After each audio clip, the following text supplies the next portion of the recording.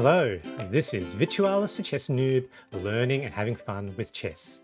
I don't know much about playing against the French defence, other than there is sometimes an opportunity to take up space.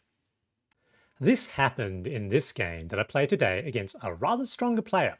By the end of the opening and middle game, I had managed to take control of the majority of the board with my pawns, and somehow got all my opponent's pieces somewhat stuck in their queenside corner.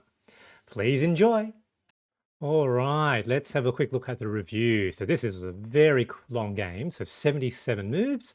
If we look at the analysis, possibly not the most accurate of games, 72%. Opponent played fairly similarly, around 66%. We both had largely good moves, but sort of a mix of inaccuracies and some mistakes as well. Now, I did manage to get a lead in the beginning and managed to somewhat hold that lead, but there were some big blunders where we almost went back to equality. But it took quite a long time to get the win. Now let's have a look now at the analysis. Okay, I had the white pieces, e4, and the opponent played e6, so the French defense. So I decided to play knight c3. So I know that, so previously I would just take the full center with d4, but I thought, let's see what happens with knight c3. I was pretty sure that was going to be okay. Interesting, they played c6, which wasn't what I expected. I expected that they would, probably play d5. So in this position, I thought, why not? Let's just play d4 myself. And they played d5 now. At this point, I thought, what do I do? So I thought, let's play basically like the advanced variation. And so let's basically try to take up space. And one of the things with the French is that it blocks in the light square bishop. And so potentially I have a possibility of gaining a lot of space. So I sort of opted to try to do that in this game. Bishop b4, so ostensibly pinning my knight to the king. I thought, fine. f4. So again, trying to take control, and that sort of now allows me to put my knight behind the pawn. They play f6. That's fine, because knight f3 still sort of provides sort of good defense there. They capture a capture back, and that knight also prevents, that potential check. So I thought I'm okay there. Knight e7. I decided to play bishop e2, so planning basically to castle. Opponent short castles, I short castle back. They now push their knight forward, knight f5. So that's okay, I suppose. So with a sort of an extra attack there. At this point, I thought there are no sort of extra defenders now, no pawns there. So let's do an attack on the queen. What's the opponent going to do? They play queen b6. I didn't see that that was automatically a good position, because obviously this knight is now unpinned, so I have the opportunity to basically just push that back. And of course that diagonal is also controlled by my bishop. So the queen is now pushed back. And you've noticed that these two pieces are very active by the opponent, but most of their pieces are still stuck in this corner. And so I thought, look, let's do a queenside expansion. So try to, again, gain some space. So hello, what are you going to do with a3? Opponent sort of pushes the bishop back. Now here I had the potential thought that maybe there was this move potential here, and that might potentially be sort of good. So I decided, I was otherwise thinking, should I play that or not? But then I potentially waste a move. I want to play just c4 directly. So I instead decided to play knight c5 with the potential of maybe able to tee up, two attacks here, so that no longer defends. However, the opponent immediately play bishop b6, which made sense. Here now I play b4 again with sort of the queenside expansion, taking up space.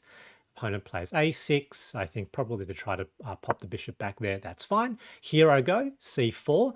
I'm hoping that they would actually capture, but they don't. They play bishop a7. And so look at these pieces. They've all sort of stuck sort of in that little corner on the queen side of for the opponent. Here I thought, look, that's an active piece. I wouldn't mind just trading that off to just get rid of it. And sort of the opponent decides to accept. So After that, obviously, I could capture, but here I could get rid of that potential active piece by the opponent as well by capturing, and that comes with check, which then allows me to capture. So that's what I did. And here I was pretty happy, and Stockfish was pretty much like my position too, so plus 6.5. They now sort of push b6, and I sort of thought, what did I do here? And I thought, look, there is no logic to keep that knight there. So I opted to move. Oh no! So before I moved the knight, I decided to give a check first, and then move my knight out of there. And yeah, this potentially might have been better because there are some potential opportunities, I think, of creating a mating net. But however, I didn't want to lose my piece because my main advantage here is actually just space and position, and you'll see that I actually start to lose some of that advantage as time progresses.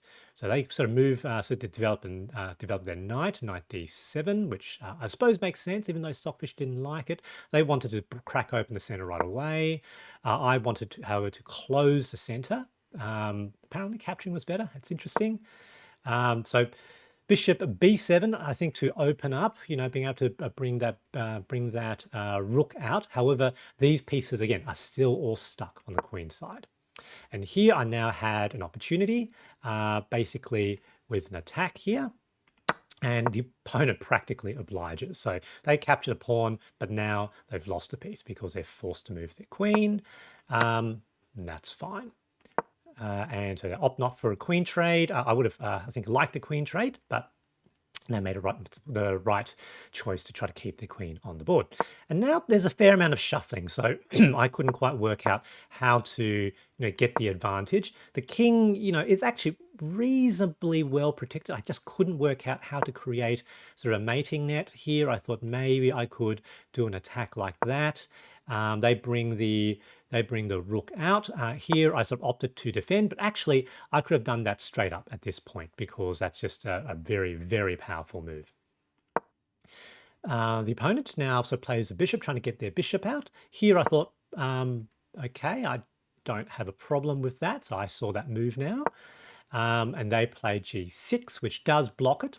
At this point, I opted, look, let's trade pieces, but this probably disadvantaged me because that was an active piece of mine. That bishop otherwise wants to do anything.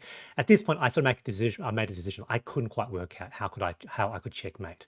I am up a piece, but this knight is kind of in a bad place as well. So I thought I'm going to try to move the knight out and let's just try to trade pieces. Let's try to get to an endgame up a piece.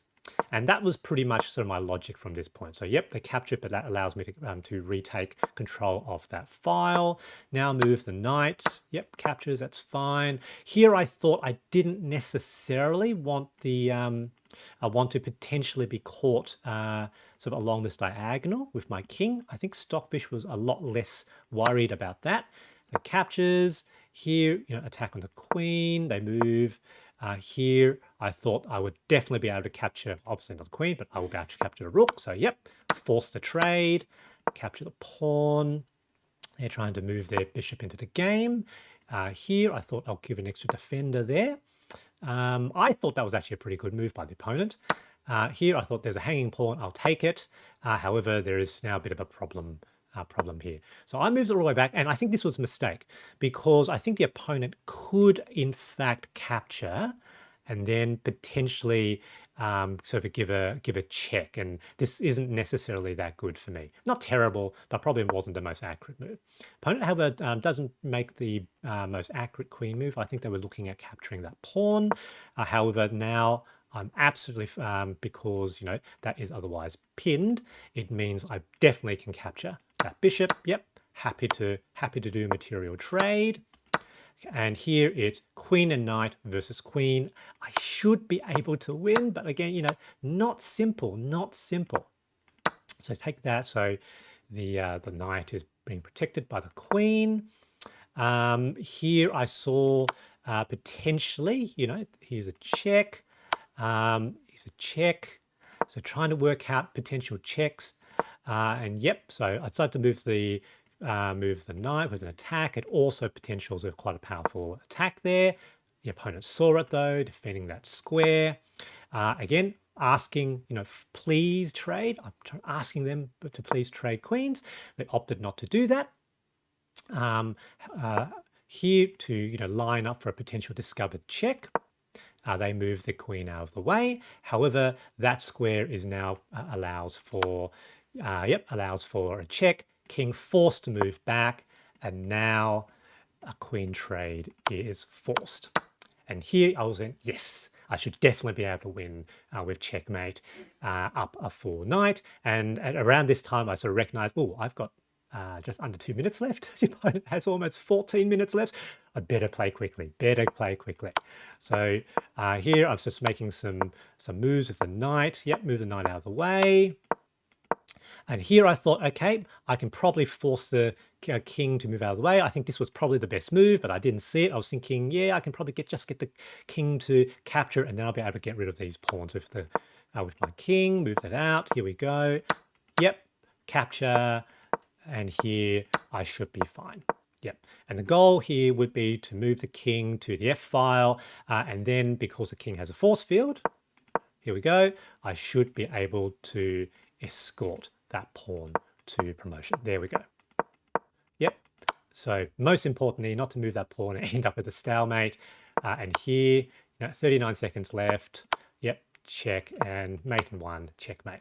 Very happy, 37 seconds left. It was a big battle, 77 moves, and a good game. GG. Although I knew that I was likely to be substantially ahead in the middle game, it was nonetheless a battle. My opponent played really well, and I have to admit that I struggled somewhat to convert the position to a win. I simply couldn't see a forcing checkmate line, and as my opponent managed to unpack their pieces from the corner, I opted instead to try to force piece trades to enter an endgame upper piece. This was ultimately successful, but not easy, and I managed to win with only 37 seconds left on my clock, compared to my opponent's 13 minutes. Exciting. I hope you enjoyed this video, and thanks for watching.